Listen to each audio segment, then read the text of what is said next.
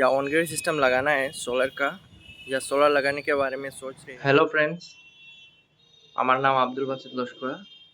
আমি একজন solar technician. তো আজকে আমরা যেখানে সাইটে এসেছি সেখানে 8 কিলোওয়াটের সোলার ইনস্টলেশন করা হয়েছে অন গ্রিড।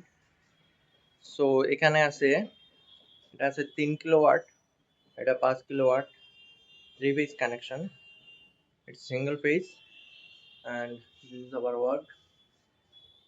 সো এখানে আমরা টোটাল 15টা প্লেট ইনস্টল করেছি। এটা টিনের উপরে स्ट्रक्चर बनिए আমরা এটা इंस्टॉल करेছি। आज से हम लोगों ने ये पूरा स्ट्रक्चर कंप्लीट किया है। ये देखिए स्पाइक भी लगाया हुआ है और कुछ इस तरह से हम लोग का प्लेट अभी दिख रहा है। और यहाँ से नज़ारा देखिए पूरा टाउन का, सिलचर टाउन। आप लोगों को भी ऐसा टीन में या स्लैब में ऑन ग्रिड सिस्टम लगाना है सोलर का, या सोलर लगाने के बारे में सोच रहे हैं, तो आप मेरे साथ कांटेक्ट कर सकते हैं।